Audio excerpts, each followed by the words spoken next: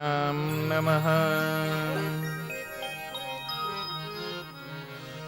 वाञ्छाकल्पतरुभ्यश्च कृपासिन्धुभ्य एव च पतितानां पावनेभ्यो वैष्णवेभ्यो नमो नमः। भूतैर्महद्भिर्य इमा पुरो विभोर्निर्मायसे ते यदमुषु पुरुष भुङ्क्ते गुणान् षोडशात्मक सोलङ्किशिष्ट भगवन् बचांसि मे। राधा है राधा जो सीध जपो उल्टे पर प्रेम की धारा है राधा। राधा मिटावती भेद सो जीव को ब्रह्म की घूंटी पिलावती राधा। राधा के नाम पुकारी के देखो प्रेम यहाँ उपलब्ध है राधा। राधा और श्याम को कोटि प्रणाम प्रणाम करूं पुनि श्याम राधा। राधा और श्याम को कोटि प्रणाम प्रणाम करूं पुनि श्याम राधा। कृष्ण प्रेममयी राधा राधा प्रेममयो हरि। कृष्ण प्रेममयी राधा राधा प्रेममयो हरि। जीवने निधने नित्यं राधा कृष्णो गतिर्मम।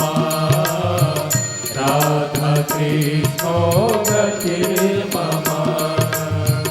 कृष्णस्य द्रविणं राधा राधाया द्रविणं हरि। कृष्णस्य द्रविणं राधा राधाया द्रविणं हरि। जीवने निधने नित्यं राधा कृष्णो गतिर्मम। राधा कृष्णो गतिर्मम।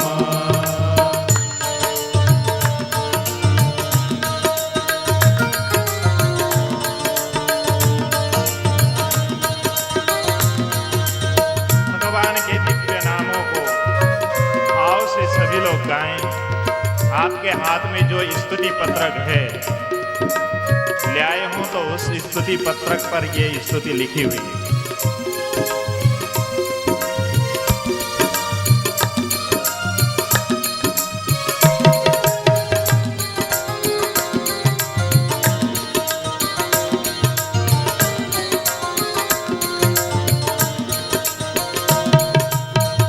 कृष्ण प्राणमयी राधा राधा प्राणमयो हरि।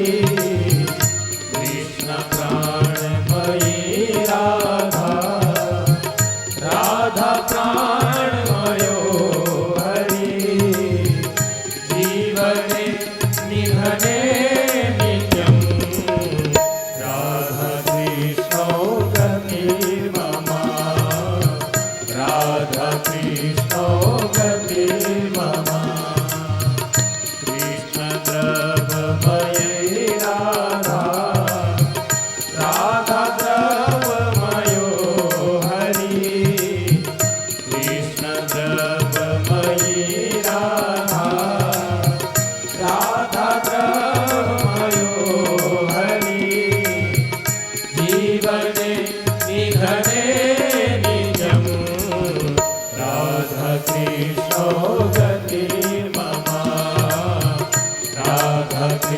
गतिर्मम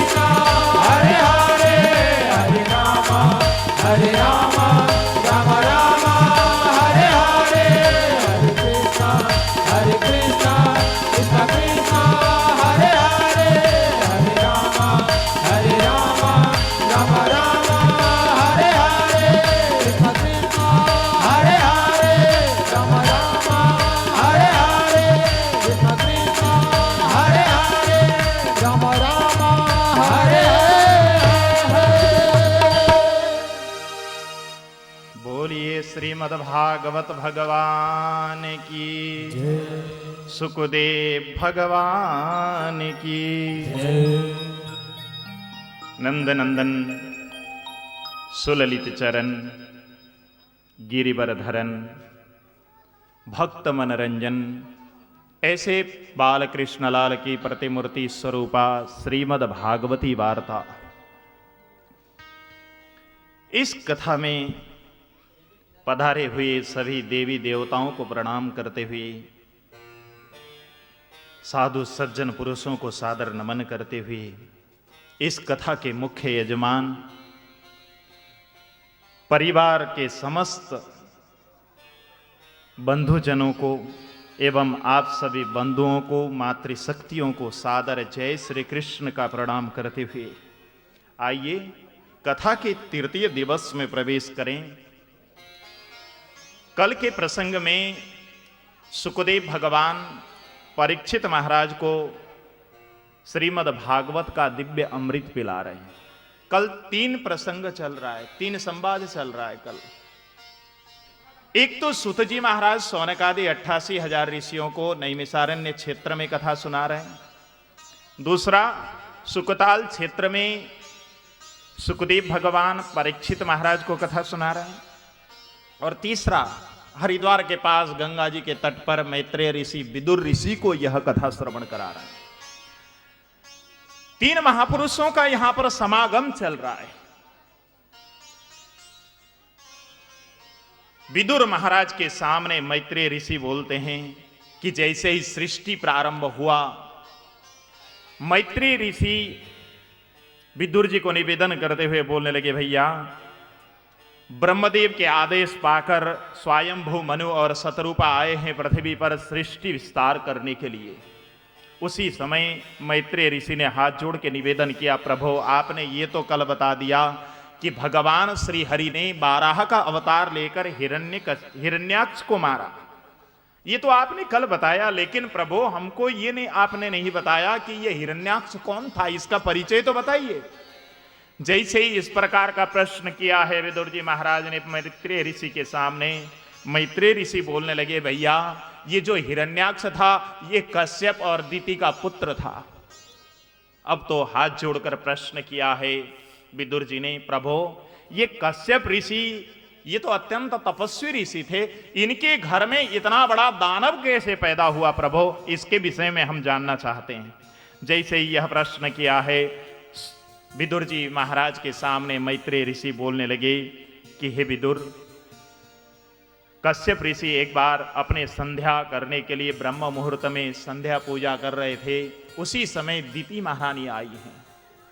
दिति महारानी काम से पीड़ित होकर के आई और अपने पति से निवेदन करने लगी, पतिदेव मुझे इस समय काम बहुत सता रहा है, मेरी काम की पूर्ति करिए। अब तो कश्यप महाराज बहुत देर समझाते रहे, लेकिन दिति मानने को तैयार नहीं। परिणाम यह हुआ कि दिति के जिद के आगे कश्यप महाराज बेसहाय असहाय हो गए। जाकर के उस दिन उन्होंने रतिक क्रीड़ा की। संध्या का समय था और जैसे ही रतिक क्रीड़ा की, बाद में कश्यप ऋषि ने उनको डांटा कि हे दिति, आज तुमने बहुत बड़ा अनर्थ किया है। संध्या के समय शास्त्र मना करता है रतिक क्रीड़ा करने को, लेकिन तुमने आज मुझको विवश कर दिया, इसलिए मैं तुम्हारे साथ सहवास किया। दिति, इसका परिणाम अच्छा नहीं होगा, तुम्हारे गर्भ से दानव जन्म लेगा। इतना सुना दिति महारानी घबरा गईं, रोते हुए कश्यप महाराज के चरणों पर गिर पड़ी, पतिदेव मुझे क्षमा करिए, मैं अज्ञानी थी, मैं तो काम से पीड़ित होकर मैं तो आपके सामने इस प्रकार गिड़गिड़ाई, लेकिन प्रभु मैं क्षमा चाहती हूं, मुझे क्षमा करें। ऐसा कहकर जब क्षमा मांगी है, उस समय कश्यप महाराज बोलने लगे, तुम्हारे गर्भ से पैदा तो होगा दानव ही, इसमें कोई रोक नहीं सकता, लेकिन तुमने पश्चाताप की है, इसलिए तुम्हारा जो नाती होगा ना, वो परमात्मा का परम भक्त होगा। कश्यप महाराज इस प्रकार बोले, देखो शास्त्र में 4 वस्तु करने को मना किया गया है। हाँ, चत्वारिमानि कर्माणि संध्यायां परिवर्जये आहारं मैथुनं निद्रां स्वाध्यायं च चतुर्थकम। संध्या के समय 4 चीज करना मना किया गया है शास्त्र में। क्या? आहारम, संध्या के समय कभी भोजन नहीं करना चाहिए, कुछ भी खाना नहीं चाहिए। यदि कोई भोजन कर लेता है तो उससे अजीर्ण बनता है, वह पचता नहीं, अपच हो जाती है।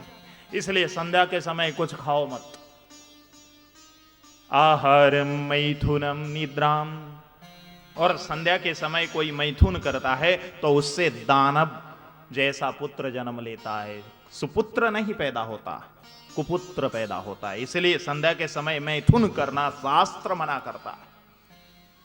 आहारम मैथुनम निद्राम, और संध्या के समय जो सोते हैं ना संध्या के समय, भैया वो रोग से ग्रसित हो जाते हैं। गांव में तो वो प्रॉब्लम नहीं है, गांव में तो लोग जल्दी से उठ लेते हैं, लेकिन शहर के लोग, भैया शहर के लोगों को तो बताना भी मुश्किल कि भैया संध्या के समय सुबह जल्दी उठा करो, ये कहो तो भी मुश्किल हो जाए। लेकिन भैया संध्या के समय भी वो सोते रहते हैं, इसलिए सबसे ज्यादा रोगी शहर में ही तो रहते हैं भैया। शास्त्र कहता है कि संध्या के समय सोने से रोग पैदा होता है, और संध्या के समय अध्ययन करना, पढ़ना भी मना है भैया। परीक्षा आ गई है कह करके जो व्यक्ति परीक्षा के समय, संध्या के समय पढ़ाई करता है ना, उस समय याद किया हुआ पाठ जिस समय लिखने का नंबर आएगा ना, उस समय याद नहीं रहेगी। इसलिए संध्या के समय पढ़ना भी मना है। आहारम मैथुनम निद्राम स्वाध्यायम च चतुर्थकम, ये 4 काम करना संध्या के समय मना किया गया। लेकिन दीति महारानी के हट के कारण आज दीति महारानी को गर्भ आन पड़ा। गर्भ जो आया है, दीति के गर्भ से 2 पुत्र जन्म लेते हैं, एक हिरण्याक्ष और हिरण्यकशिपु। ये 2 पुत्र दीति के गर्भ से जन्म लिए क्योंकि संध्या के समय सहवास किया था। और जैसे ही 2 पुत्रों ने जन्म लिया दीति के गर्भ से, जन्म लेते ही दोनों के दोनों बहुत बड़े बन गए, तुरंत बड़े हुए, आकाश को छू लें इतने बड़े हुए। देखते समय विकराल स्वरूप हुआ उन दोनों का, देखते ही इतना बड़े बन गए। एक का नाम पड़ा हिरण्याक्ष और एक का नाम पड़ा हिरण्यकशिपु। देखो, ये हिरण्याक्ष और हिरण्यकशिपु को हमारे शास्त्रों की भाषा में इन दोनों को, एक को संग्रह वृत्ति लोभ कहा गया है और एक को भोग वृत्ति लोभ कहा गया है। संग्रह वृत्ति लोभ, हिरण्याक्ष जो है ना, ये मेरा मेरा करता रहता है। जो मेरा मेरा करता रहे वो भैया हिरण्याक्ष होता है, जिसके आंख के सामने केवल संपत्ति ही दिखाई दे, अपनी संपत्ति दिखाई दे। जहां भी देखता है ये भी मेरा है, ये भी मेरा है, ये भी मेरा है, ये भी मेरा है, हर समय मेरा मेरा करता है भैया, वो है हिरण्याक्ष। और हिरण्यकशिपु, अच्छा अच्छा पकवान बने तो मैं ही खाऊं, अच्छे अच्छे वस्त्र मैं ही पहनूं, अच्छे अच्छे जो भी वस्तुएं हैं वो मेरे लिए, और सारे के सारे जो घटिया वस्तुएं हैं ना वो और लोगों के लिए। जिसकी सोच इस भावना से अभिप्रेरित है वो है हिरण्यकशिपु भैया। हाँ,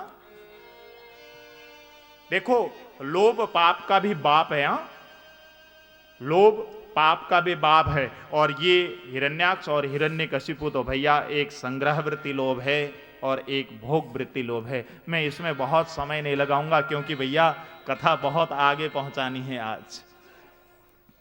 सुखदेव भगवान परीक्षित महाराज के समक्ष वर्णन करते हुए बोलने लगे, हे परीक्षित, जाकर के हिरण्याक्ष पृथ्वी में आया, वो पैदा होते ही उसके शरीर में खुजली मचने लगी। मैं जाकर किससे युद्ध करूं?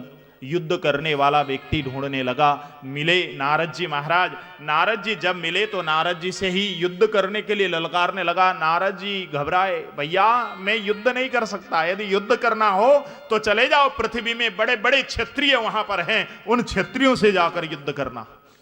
आया है हिरण्याक्ष, आकर के पृथ्वी में इधर उधर देखता है, कोई भी अपने योग्य योद्धा नहीं देखता। अब तो हिरण्याक्ष को बहुत क्रोध आया। क्रोध आने के कारण वह हिरण्याक्ष पृथ्वी को ही अपना लेकर के चल दिया और सागर में ले जाकर डुबोने लगा। ये पृथ्वी को, इस पृथ्वी पर, यहाँ पर पृथ्वी को यथास्थान रखने का कोई जरूरत नहीं, इस पृथ्वी को तो ले जाकर मुझे डुबोना चाहिए, क्योंकि यहाँ पर मेरे योग्य योद्धा कोई भी नहीं। जब योद्धा ही इस पृथ्वी पर नहीं है तो इस पृथ्वी को जीवित रहने का क्या अधिकार। अब तो हिरण्याक्ष ने जैसे ही ले जाकर समुद्र में डुबोया है, परमात्मा श्रीहरि बारहा का अवतार लेकर आकर इस पृथ्वी का उद्धार करने की कथा हम कल आपको सुना चुके हैं। विदुर जी महाराज हाथ जोड़कर प्रश्न करते हैं, प्रभु भगवान नारायण ने आकर जो हिरण्याक्ष को मारा और हिरण्यकशिपु, ये कोई सामान्य व्यक्ति तो नहीं हो सकते प्रभु। ये कौन था पूर्व जन्म में जिसने इतना बड़ा पुण्य किया था जो कि परमात्मा के हाथों से ये मारा गया।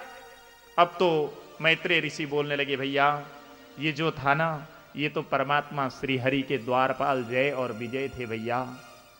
एक बार सनकादि ऋषि सनक, सनंदन, सनातन और सनत कुमार भगवान विष्णु के वैकुंठ लोक में जब पहुंचे हैं, भगवान विष्णु के द्वारपाल जय और विजय ने सनकादि ऋषियों को भीतर जाने से मना कर दिया। इससे क्रोधित हो गए और उन्होंने श्राप दिया। तो वही जय और विजय पहले जन्म में हिरण्याक्ष और हिरण्यकशिपु होकर जन्म लिए, दूसरे जन्म में रावण और कुंभकर्ण के रूप में जन्म लिए, और तीसरे जन्म में जाकर वही दंतवक्त्र और शिशुपाल के रूप में जन्म लेते हैं। ये इन दोनों जय विजय को तो 3 जन्म में मुक्ति मिलती है, लेकिन भगवान को इन दोनों को मुक्त करने के लिए 4 जन्म लेना पड़ा। मैत्रेय ऋषि इस कथा को वर्णन करने के बाद विदुर जी महाराज बोलने लगे, प्रभु अब आपके मुखारविंद से मैं सृष्टि का विस्तार सुनना चाहता हूं। आप मेरे सामने सृष्टि का विस्तार कैसे हुआ इसके विषय में बताइए। ऐसा कहकर जब निवेदन किया है, उस समय मैत्रेय ऋषि विदुर ऋषि के सामने बोलने लगे, हे विदुर जी, स्वयंभू मनु और शतरूपा को जैसे ही पता लगा कि भगवान श्री बाराह ने पृथ्वी को यथास्थान पर लाकर स्थापित कर दिया है, अब तो दोनों के दोनों पृथ्वी पर आए और मैथुनी सृष्टि को प्रारंभ किया। मैथुनी सृष्टि जैसे ही प्रारंभ की, मनु जी के घर में 3 कन्या और 2 पुत्रों ने जन्म लिया। आकुति देवहूतिश्च प्रसूति रीति विश्रुता, 3 कन्याएं जन्म ली और 2 पुत्र, एक उत्तानपाद और दूसरा प्रियव्रत, ये 2 पुत्र जन्म लेते हैं। जैसे ही 3 पुत्री और 2 पुत्र जन्म लेते हैं, उस समय सृष्टि को विस्तार करने के लिए अपने पुत्री के लिए वर ढूंढने के लिए निकल पड़े मनु जी महाराज, लेकिन कहीं भी वर अपनी पुत्री के लिए मिल नहीं पाया। अब तो ब्रह्मदेव के पास पहुंचे। ब्रह्मदेव ने कहा, भैया तुम अपनी पुत्री के लिए जो वर ढूंढना चाहते हो ना, तो भैया तुमको तुम्हारी पुत्री के योग्य वर केवल और केवल कर्दम ऋषि हैं। कर्दम ऋषि हजारों वर्षों से तपस्या में रत हैं भैया, उनके पास चले जाओ, उनके साथ ही तुम अपनी पुत्री का विवाह करो। लेकर के आए हैं अपनी पुत्री को कर्दम ऋषि के आश्रम में। कर्दम ऋषि ने जैसे ही देखा मनु जी महाराज को, स्वागत किया है, आइए मनु जी महाराज, आप राजा हैं, आपको हमारे आश्रम में स्वागत है। स्वागत किया कर्दम ऋषि ने, 3 आसन बिछा दिए। आए हुए अतिथि का स्वागत करके सत्कार करके जैसे ही कर्दम ऋषि ने 3 आसन बिछाकर बिठाने के लिए आग्रह किया, मनु जी महाराज आकर एक आसन में विराजमान हो गए। शतरूपा जी भी दूसरे आसन पे आकर के बैठ गई। लेकिन अपने साथ ले आई हुई बेटी देवहूति ने सोचा कि मेरा तो मेरे पिताजी विवाह करने के लिए लेकर के आए हैं मुझे, और ये होने वाले मेरे पति हैं, मैं इनके द्वारा बिछाई हुई बस आसन पर कैसे बैठूं। तुरंत उन्होंने सोचा कि मर्यादा का उल्लंघन न हो जाए, यदि इनके द्वारा बिछाया हुआ आसन पे न बैठती हूं तो भी इनका अनादर हो जाएगा, और बैठती हूं तो भी अनादर हो जाएगा। कोई भी पत्नी पति के द्वारा बिछाए हुए आसन पर बैठ कैसे सकती है। ऐसा सोचकर शतरूपा महारानी ने, शतरूपा की पुत्री देवहूति महारानी ने अपना हाथ को उस आसन पर रखा और नीचे जमीन में बैठ गई।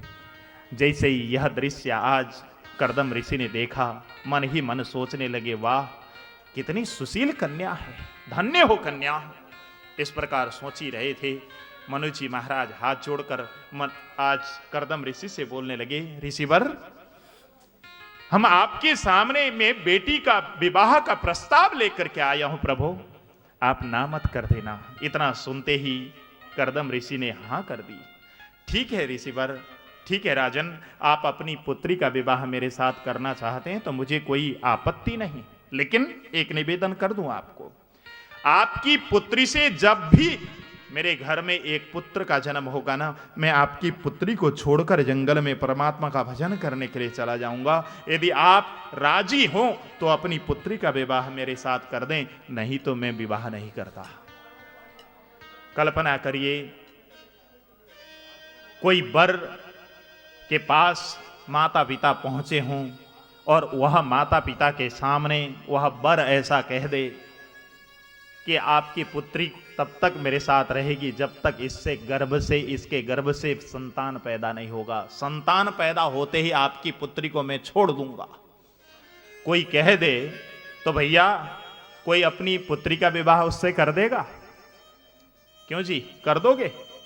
कोई तैयार नहीं होगा भैया, न तो लड़की तैयार होगी न तो मां बाप तैयार होंगे। लेकिन धन्य हो शत्रुपा, धन्य हो देवहूति, दोनों ने हामी भर दी। ठीक है महाराज, आप यदि हमारी पुत्री के गर्भ से बच्चा पैदा होते ही परमात्मा का भजन करने के लिए जंगल जाते हैं तो हमको किसी प्रकार का कोई आपत्ति नहीं होगा। ये सुनते ही कर्दम ऋषि तुरंत हामी भर दिए।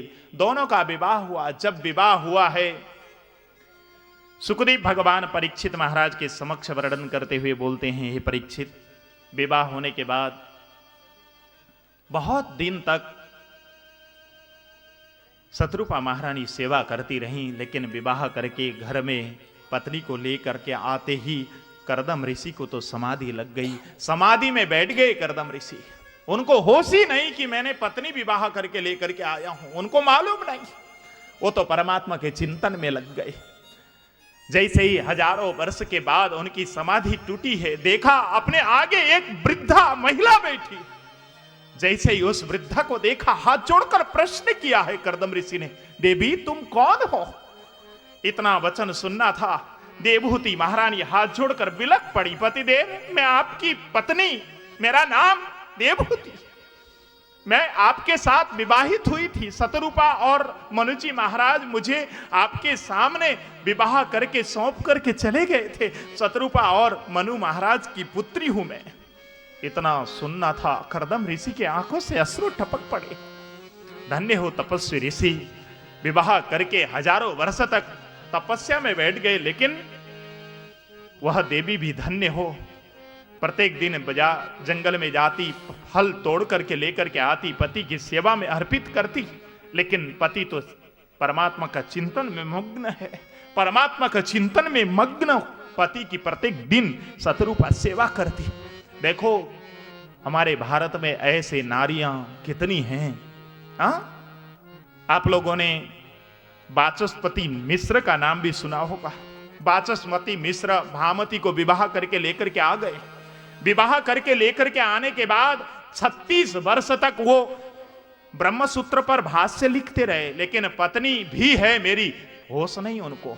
पत्नी रोज के रोज बाल्टी में जल भर के लेकर के आती, बाथरूम में रख देती, दौड़ करके जाते, स्नान करके आते और पुनः लिखने लग जाते। संध्या के समय पत्नी दिया जलाकर ला करके रख देती, लेकिन वो लिखने के धुन में पत्नी को देखने ही भूलते। 36 वर्ष के बाद जब बहुत तेज हवा बही है, वायु आई है, उस दिन हुरी आई, तो हुरी में वह उनका दीपक जैसे ही ढलमलाने लगा, उस समय भामती ने आकर उस दीपक को थोड़ी तेज करने की कोशिश की। दीपक के रोशनी में जैसे ही अपनी पत्नी भामती को वाचस्पति मिश्र ने देखा है, पूछने लगे, देवी तुम कौन हो? भामती आंखों से अश्रु गिराकर बोल पड़ी, पतिदेव मैं आपकी पत्नी भामती, आज से 36 वर्ष पहले आपका और मेरा विवाह हुआ था। पतिदेव आप भूल गए क्या? वाचस्पति मिश्र की आंखों से अश्रु गिर पड़े। धन्य हो देवो, तुम 36 वर्ष से मेरी सेवा करती रही, लेकिन मेरे को होश नहीं रहा। तुमने एक बार भी मुझे झकझोरा नहीं। धन्य हो देवी, तुमको मैं प्रणाम करता हूं। तुम्हारी सेवा से मैं आज अत्यंत प्रफुल्लित हूं, प्रसन्न हूं देवी। मैं तुम्हारे को कुछ नहीं दे पाया देवी। मैंने 36 साल से जिस टीका पर ध्यान लगाया है ना, ये ब्रह्म सूत्र पर जो शंकर भाष्य पर मैं जो टीका लिख रहा हूं ना, ये टीका का नाम तुम्हारे नाम से विख्यात होगा देवी। तुमने जो तुम्हारी त्याग है ना, तुम्हारी तपस्या है, इसको सम्मान में देना चाहता हूं। इस टीका का नाम भामती टीका रहेगा। वाचस्पति मिश्र ने उस टीका का नाम, उस किताब का नाम भामती टीका रखा, और वह भामती टीका सबसे अधिक प्रसिद्ध हुआ है भैया। कितने त्यागी लोग हुए हमारे देश में, इस त्याग की वर्णन किया जा सकता है क्या? भारत का साधु विवेकानंद गया अमेरिका। जब अमेरिका में जाकर विवेकानंद स्वामी ने भाषण दी, उस समय सारा के सारा अमेरिका को पागल कर दिया।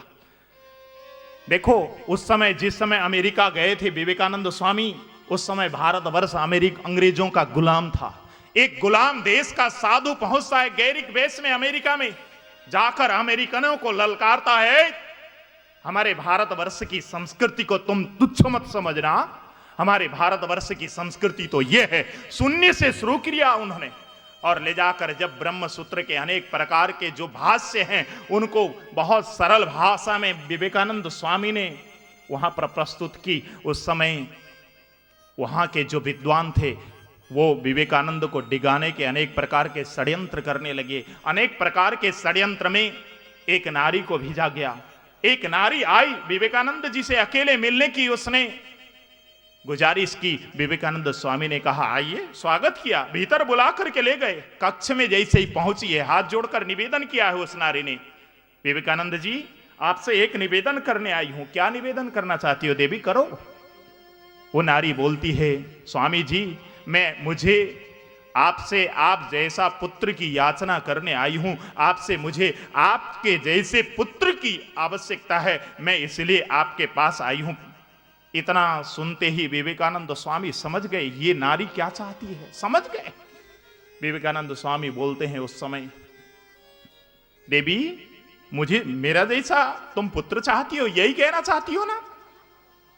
तुरंत वो नारी बोलती है, जी मैं आपके जैसा पुत्र चाहती हूं। अच्छा, मेरे जैसा पुत्र चाहती हो? बिल्कुल, मैं आपके जैसा पुत्र चाहती हूं। अच्छा तो देवी ठीक है। तुरंत विवेकानंद आसन पर बैठे हुए थे, उच्च आसन पर, तुरंत आसन से नीचे उतरे, उस देवी के चरण पकड़े और कहने लगे, देवी आज से मैं तुम्हारा बेटा हुआ, तुम मेरी मां हुई।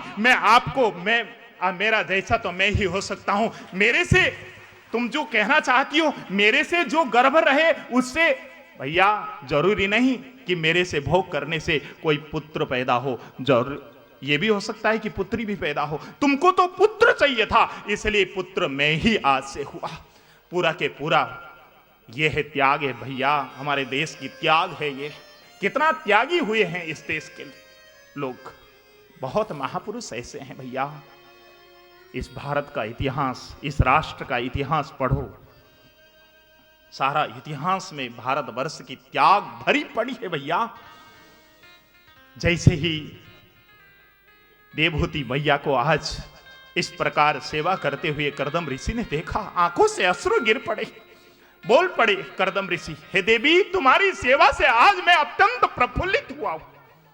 रोते हुए आज करदम ऋषि अपनी पत्नी से बोलते हैं, हे देवी तुष्टो हमद्य तव मां न विमान दाया शुश्रूषया परमया परयाच भक्त्या यो देहि नामयमतीव सुहृत् स्वदेहो न वीक्षित समुचितुम क्षपितुम मदर्थे। हे देवी तुम मुझे छोड़कर अन्यत्र जाने योग्य थी, लेकिन तुम गई नहीं, मेरी सेवा करती रही, मैं हजारों वर्ष की समाधि लगाता रहा। लेकिन देवी तुम धन्य हो, तुम्हारी इस त्याग को मैं बार बार बंधन करता हूं। ऐसा कहकर आज करदम ऋषि बार बार अपनी पत्नी देवहूति को बार बार प्रणाम करते हैं। उसके बाद करदम ऋषि के आंखों से 2 अश्रु गिर पड़े, वहां पर बिंदु सरोवर बन पड़ा। जैसे ही बिंदु सरोवर बना है, आज देवहूति को हाथ में पकड़कर कर्दम ऋषि उस बिंदु सरोवर में गए। उसमें जाकर जैसे ही गोते लगाते हैं, गोते लगाकर बाहर निकले तो देखो जैसे 16 वर्ष के युवक और युवतियां होते हों वैसे बन करके आज निकलते हैं। शतरूपा की पुत्री देवहूति आज 16 वर्ष की जैसी बन गई हैं और कर्दम ऋषि भी 16 वर्ष के युवक जैसे बने। तुरंत हाथ में जल लेकर संकल्प किया, कामक विमान का निर्माण किया। उस कामन विमान में आज दोनों देवहूति और कर्दम ऋषि प्रवेश करते हैं। प्रवेश करके जैसे ही विचरण किए हजारों वर्ष तक, वह कामक विमान में संपूर्ण सुविधाओं से लैस था। वह कामक विमान, उसमें जाकर जैसे ही हजारों वर्ष की विचरण की, देवहूति मैया आज गर्भवती हो गई। जब गर्भवती हुई उसके बाद अपने घर को लौट करके आए। घर में आने के बाद देवहूति मैया ने 9 पुत्रियों को जन्म दिया। जैसे ही 9 पुत्रियों को जन्म दिया तुरंत आज कर्दम ऋषि बोलने लगे, देवहूति मैंने तो विवाह से पूर्व जो शर्त रखा था वो पूर्ण कर दी है, अब मुझे विदा दो। ऐसा कहकर जैसे ही विदा मांगने लगे उस समय देवहूति मैया बोलने लगी, नहीं पतिदेव, विवाह से पूर्व आपने जो शर्त रखा था वो शर्त ये था कि पुत्र के पैदा होते ही आप चले जाएंगे, अभी तो मेरे घर में पुत्रियों ने जन्म लिया है। ऐसा कहकर जैसे ही कहा, समझ गए कर्दम ऋषि, ठीक है देवी, तुम मुझे अभी भेजना नहीं चाहती हो तो पुत्र जन्म के बाद ही मैं जाऊंगा। ऐसा कहकर कर्दम ऋषि ने आज अपनी पत्नी को वचन दे दी। उसके बाद 9 कन्याओं का विवाह 9 ऋषियों के साथ कर दी। मरीचये कलाम परादाद अनसूया मथात्रये श्रद्धा मंगिरसे यक्षत पुलस्याय हविर्भुवम् पुलहाय गतिम युक्ताम क्रतवेच क्रियां सतीं ख्यातिं च भृगवे यक्षत वसिष्ठायाप्यरुन्धतिम्। इस प्रकार अपनी कन्याओं का विवाह कला नाम की कन्या मरीचि ऋषि के साथ विवाह कर दी। अनसुईया नाम की कन्या को अत्रि ऋषि के साथ विवाह कर दिया। श्रद्धा नाम की कन्या अंगिरस ऋषि के साथ, पुलस्त्य नाम के ऋषि के साथ अपनी पुत्री हविर्भुव का विवाह कर दिया। पुलह नाम के ऋषि के साथ गति नाम की कन्या का विवाह हुआ। क्रतु नाम की ऋषि के साथ क्रिया नाम की कन्या का विवाह हुआ। भृगु नाम के ऋषि के साथ ख्याति नाम की कन्या का विवाह हुआ। वशिष्ठ के साथ अरुंधति का विवाह हुआ। अथर्वा ऋषि के साथ शांति नाम की कन्या का विवाह हुआ। ये 9 कन्याएं नवदा भक्ति आज देवहूति के गर्भ से जन्म लेकर के आई हैं। देखो, जब तक नवदा भक्ति हृदय से प्रकटित नहीं होती, प्रस्फुटित नहीं होती, तब तक परमात्मा का अवतार नहीं हो सकता। जैसे ही 9 कन्याएं के रूप में देवहूति के हृदय से, आज देवहूति के गर्भ से इन 9 कन्याओं ने जन्म लिया है। परमात्मा को आने का रास्ता खुल गया। अब तो परमात्मा इन 9 कन्याओं के विवाह के बाद परमात्मा श्री हरि कपिल देव के रूप में देवहूति के गर्भ से जन्म लेते हैं। बोल कपिल देव भगवान की। जैसे ही कपिल देव भगवान का जन्म हुआ, कर्दम ऋषि अत्यंत प्रफुल्लित हुए, अपने पुत्र को परमात्मा के रूप में पाकर धन्य धन्य हुए। और आज कपिल देव भगवान के चरणों में प्रणाम करके कर्दम ऋषि देवहूति से विदा मांग के वहां से चल पड़े परमात्मा के भजन करने के लिए जंगल की ओर।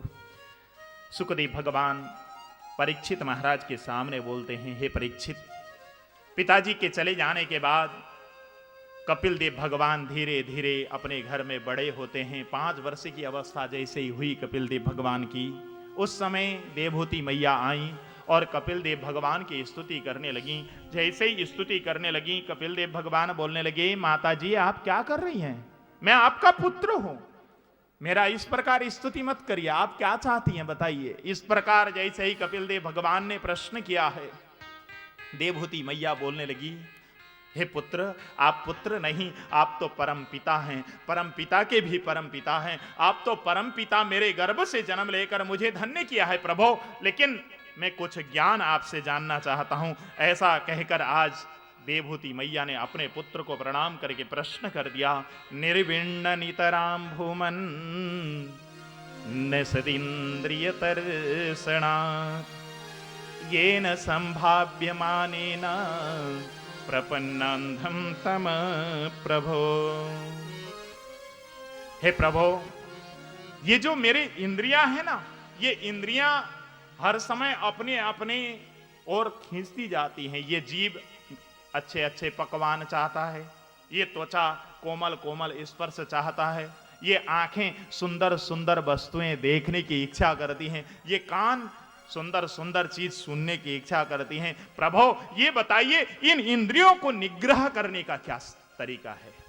जैसे यह प्रश्न किया है देवहूति मैया ने कपिल देव भगवान के सामने, उस समय परमात्मा श्री कपिल देव बोलने लगे, मां आपने बहुत अच्छा प्रश्न किया। आज परमात्मा के मार्ग में बढ़ने के लिए सबसे पहले जरूरी है इंद्रिय का निग्रह करना।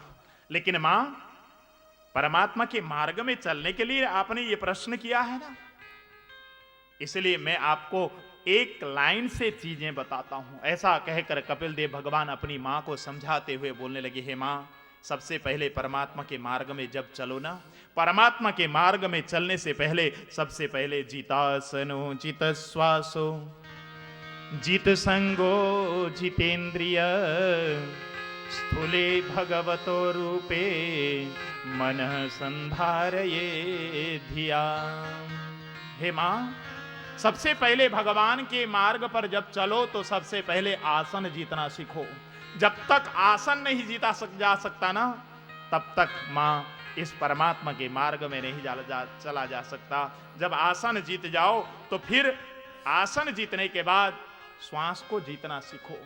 जब श्वास पर विजय प्राप्त होगा तो फिर संगत को जीतना सीखो।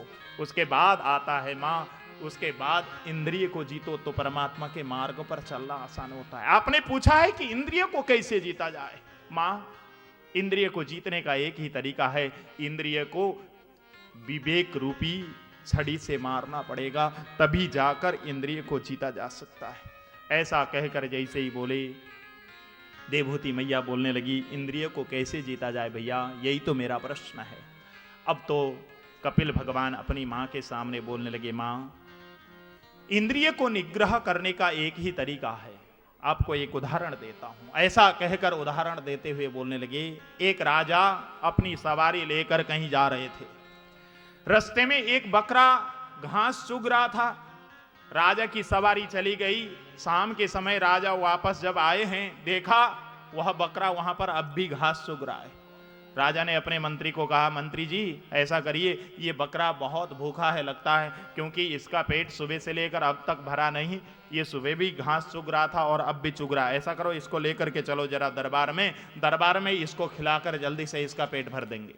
राजा बकरे को लेकर के आ गए, दरबार में बांधा गया। उसके सामने अनेक प्रकार के घास डाली गई, लेकिन वह बकरा हर समय घास खाता रहे। राजा बीच बीच में जाकर देखता है, लेकिन जब भी राजा जाकर के देखता है तब वह बकरा घास खाता हुआ ही दिखता है राजा को।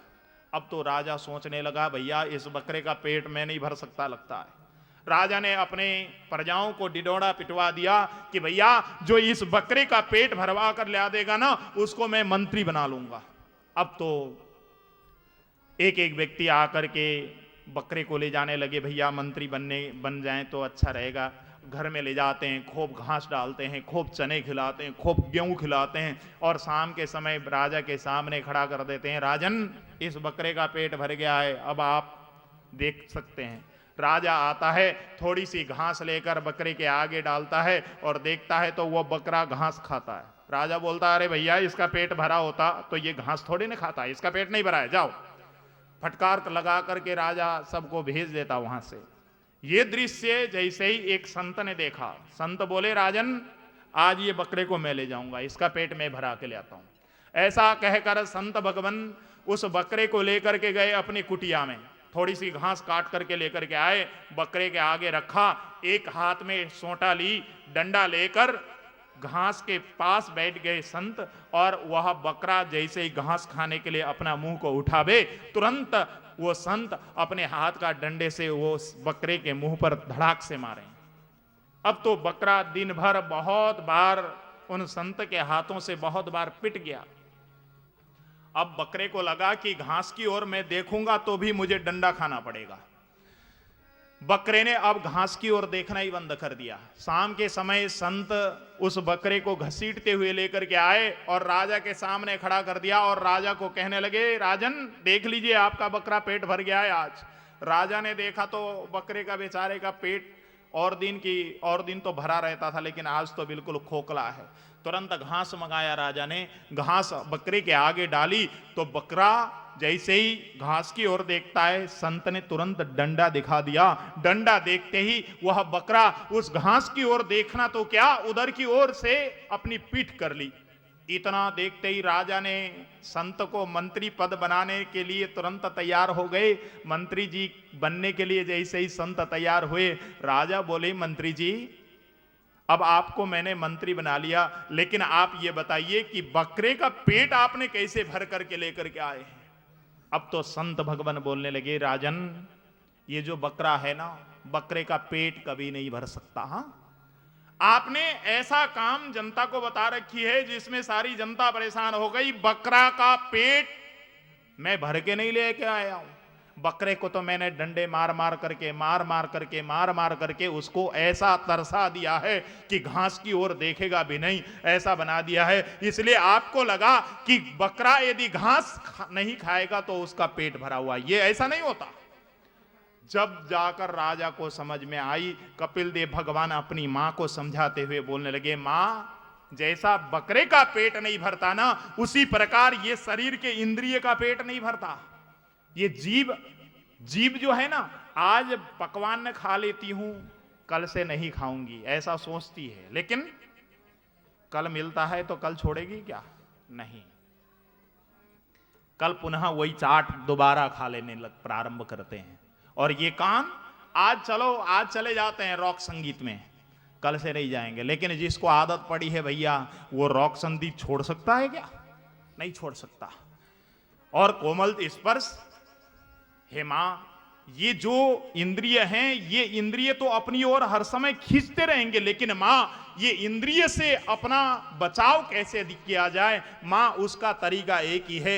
इंद्रिय को निग्रह करने का तरीका, सत्संग में जाओ, सत्संग में जाकर सत्संग में जो बातें होती हैं उस बात को जब सुनते हैं तो सत्संग से विवेक का उदय होता है। जब विवेक का उदय होता है ना, उसी विवेक के डंडे से जब इंद्रिय को बार बार मारेंगे ना, तभी यह इंद्रिय निग्रह हो सकता है। नहीं तो मां, यह इंद्रिय निग्रह नहीं हो सकता। इंद्रिय को निग्रह करने का केवल एक ही तरीका है कि सत्संग में आओ। ऐसा कहकर जैसे ही आज कपिल देव भगवान ने मां को समझाया, मां समझ गई। देखो, ये जो काम जो है ना, काम शरीर के अंग अंग पर, रोम रोम पर व्याप्त होता है, लेकिन काम कैसे नष्ट होता है पता है? काम को जैसे ही विवेक का डंडा मारोगे, तुरंत काम नष्ट हो जाता है। जैसे आप लोगों ने मानस में कथा सुनी है, भगवान शंकर के ऊपर कामदेव ने प्रकट आक्रमण किया।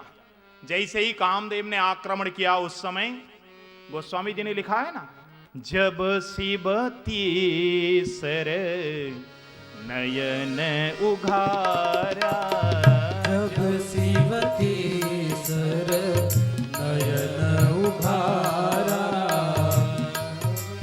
तीसर नयन उघारा, जब शिव तीसर नयन उघारा, जब शिव तीसर नयन उघारा, चितवत काम भयउ झरि छारा, चितवत काम भयहु जर छारा, जब शिव तीसर नयन उघारा, जब शिव तीसर नयन उघारा।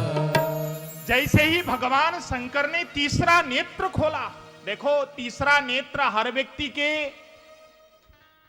व्यक्ति पर रहता है। हाँ, ये तीसरा नेत्र जो कहा गया है ना, वो तीसरा नेत्र कोई अलग सा नेत्र होता हो ऐसा नहीं। हर व्यक्ति के दिमाग पर तीसरा नेत्र रहता है, वो तीसरा नेत्र है विवेक। भगवान शंकर ने भी जैसे ही काम ने आक्रमण किया, भगवान शंकर ने तुरंत तीसरा नेत्र जैसे ही खोली, तीसरा नेत्र के खुलते ही काम जलकर छारा हुआ। देखो, छार का मतलब होता है राख होना। राख होने की एक प्रक्रिया है, पहले काठ जलती है, लकड़ी जलती है, जलने के बाद आग बनता है। आग जब शांत होती है तो कोयला बनता है। कोयले धीरे धीरे धीरे धीरे धीरे धीरे जब शांत होती है तब जाकर राख बनती है। लेकिन भैया यहां पर वो मामला नहीं है। काम आक्रमण कर दे और काम के ऊपर काम का आक्रमण से बचने के लिए जैसे ही तीसरा नेत्र खोलोगे ना, वह काम अपने आप जलकर राख हो जाएगा। यह ऐसा हुआ है, भगवान शंकर ने कामदेव को जला करके तुरंत राख कर दिया। ये गोस्वामी जी ने लिखी है भैया। इसलिए ये शरीर के इंद्रियों को निग्रह करने का तरीका केवल और केवल विवेक का उपज जैसे ही शरीर में होगा ना, तुरंत काम अपने आप ठिकाना लग जाएगा। यह बात आज कपिल देव भगवान ने अपनी मां को समझाई और निवेदन करते हुए बोलने लगे, मां, परमात्मा को जब तक परमात्मा से परिचय नहीं होता ना, तब तक परमात्मा से प्रीति नहीं हो सकती। इसलिए परमात्मा को जानना जरूरी। इसलिए मां, परमात्मा को जानने के लिए परमात्मा श्री हरि की कथा को श्रवण करना जरूरी है। जब तक भगवान की कथा नहीं सुनते तब तक भगवान को नहीं जाना जा सकता। भगवान की कथा सुनने से ही भगवान की कथा सुना जा सकता है। ऐसा कहकर भगवान के विषय में बताने लगे कि भैया, कोई बस स्टैंड में खड़े हो, कोई व्यक्ति खड़ा है, उसको देखकर ऐसा लगता है कि भैया ये व्यक्ति को मैंने कहीं देखा है। बहुत देर तक मन और उसका तन उसके विषय में सोचता रहता है, लेकिन समझ में जब नहीं आता, नजदीक में जाकर जैसे ही व्यक्ति पूछता है, देखा है आपको कहीं पहले? हमने देखा है। जैसे ही प्रश्न करता है, वो व्यक्ति बोलता है कि हाँ, मुझे भी लग तो ऐसे रहा था, लेकिन मैं बोल नहीं पा रहा था। अच्छा, अपना परिचय बताइए। तुरंत वो व्यक्ति अपना परिचय बताता है। तब बाद में ध्यान आती है, ओ ये व्यक्ति तो कुंभ मेला में मिले थे और कुंभ मेला में हम 7 दिन तक आराम से साथ साथ घूमे थे। तब याद आता है भैया, और जब याद आ गई, जब परिचय हुआ तो उसके साथ प्रेम उमड़ने लगता है। उसके साथ फिर बोलते हैं, भैया तुम कहाँ जा रहे हो? वो बोलता है कि मैं सुल्तानपुर की ओर जा रहा हूँ। अच्छा, तो भैया मैं भी तो जा रहा हूँ। फिर दोनों साथ जाते हैं, बातचीत होती है। इसलिए भैया, जब तक अनजान है तब तक तो अनजान है, लेकिन जैसे ही परिचय हुआ उसके साथ प्रेम भी बढ़ गई। इसलिए गोस्वामी जी ने लिखा है ना, जाने बिनु नहीं होई परतीति, जाने बिनु नहीं होई परतीति, जाने बिनु नहीं होई परतीति, जाने बिनु नहीं होई परतीति, बिनु परतीति होई नहीं प्रीति, बिनु परतीति होई नहीं प्रीति, जाने बिनु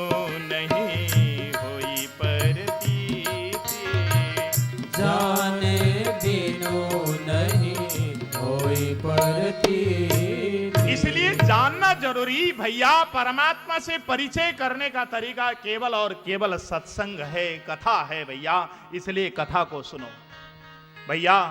कथा क्यों सुने? जो वस्तु मुख से लेते हैं भीतर जाता है, वो मलद्वार से बाहर निकलता है। देखो ये सिद्धांत है। कथा क्यों सुने? जो वस्तु मुख से भीतर जाता है वो मलद्वार से बाहर निकलता है, और जो वस्तु कान द्वार से भीतर जाता है वो मुख द्वार से बाहर निकलता है। कान से दूसरे की गाली सुनोगे, कुछ दिन बाद तुम्हारा मुख भी गाली बकने लग जाएगा।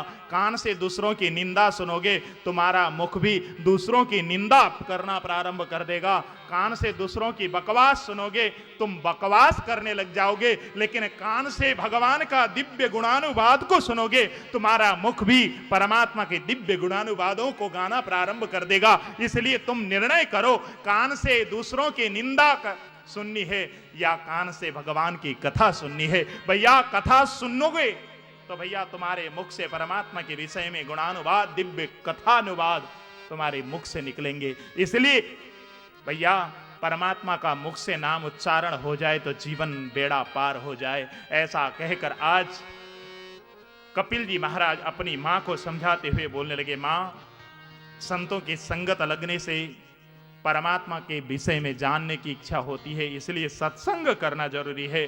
सत्संग के बिना परमात्मा के विषय में जानकारी नहीं होती है, और सत्संग में से ही नियम के विषय में जानकारी होता है। संसार में जन्म लेने के बाद परमात्मा का पूजा पाठ अनुष्ठान जो भी करो या ना करो, लेकिन छोटा से छोटा एक नियम अवश्य कर लेना चाहिए। जब तक परमात्मा का नियम नहीं किया जाता ना, तब तक उसको परमात्मा की प्राप्ति नहीं होती। भले ही और कुछ ना करो, प्रातः काल पूजा घर में जाकर भगवान को, ठाकुर को प्रणाम करके घर से निकला करो, तो भी भले ही छोटा से छोटा केवल इतना ही नियम है, तो भी इतना नियम ही तुमको परमात्मा के द्वार तक पहुंचाएगा। लेकिन नियम करना जरूरी है। भैया पाठ तो कभी तो कर लिए पूरे के पूरे 2 घंटा सुंदरकांड की पाठ, लेकिन कभी एक बार भगवान को प्रणाम भी नहीं किए। ऐसा करने से काम नहीं चलता। इसलिए नियम छोटा से छोटा बनाएं, लेकिन जो नियम बनाएं उसको नित्य निरंतर पालन करें। ऐसा नियम बनाए तो परमात्मा की प्राप्ति होती है। क्योंकि नियम करने से नियम से निष्ठा पैदा होती है, निष्ठा से रुचि जगती है, रुचि से राग होता है, राग से अनुराग होता है, और अनुराग ही परमात्मा के प्रेम में प्रकट होता है, और परमात्मा का प्रेम ही परमात्मा का दर्शन कराने में समर्थ है। इसलिए नियम करना जरूरी है मां, इसलिए नियम को धारण करो। ऐसा कहकर आज अपने मां को कपिल जी महाराज सांख्य योग का दिव्य ज्ञान देते हैं। यहीं पर अष्टांग योग की विधि बताई। यम, नियम, आसन, प्राणायाम, प्रत्याहार, ध्यान, धारणा, समाधि, ये अष्टांग योग की यहाँ पर विधि पूर्वक विशेष विस्तार से यहाँ पर वर्णन किया। उसके बाद माँ को बोलने लगे, हे माँ, ये संसार का जो जीव है ना, ये अत्यंत स्वार्थी है। संसार में आता है व्यक्ति, जन्म लेता है, जन्म लेकर अनेक प्रकार के करने न करने योग्य कार्य करके धन संपत्ति कमाता है। धन संपत्ति, नाजायज संपत्ति कमाकर ले जाकर घर के परिवारी जनों को पालता है, पोसता है मां। लेकिन जब वो अनाचार से संपत्ति कमाता है, उसको लगता तो है कि मैं अनाचार से कमा रहा हूं, लेकिन फिर भी अनाचार से, पापाचार से, दुराचार से वह संपत्ति कमाकर ले जाकर घर में घर वालों की पालन पोषण करता है। वो व्यक्ति घर के लोगों को पालन पोषण कर तो लेता है, लेकिन उसका जो फल भोगना पड़ता है केवल और केवल उसी व्यक्ति को, घर वालों को वह उसका भोगना नहीं होता। उसकी संपत्ति का उपयोग तो सारे परिवारी जन करते हैं, लेकिन उसका जो पाप का फल जो है ना, जो व्यक्ति कमा करके ले रख करके आता है, उसी को उस पाप का कमाई का भोगना होता है मां। लेकिन इसका उस व्यक्ति को आभास नहीं होता मां। वो व्यक्ति प्रत्येक दिन परिवार के पालन पोषण में करते हुए अपना परमात्मा को भूलकर अपनी जीवन को, देह को विसर्जन करता है।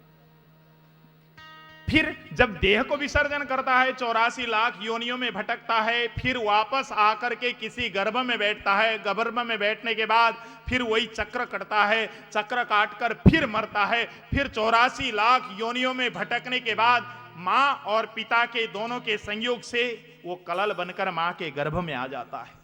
मां के गर्भ में आने के बाद 5वें दिन वो गोलाकार रूप लेता है।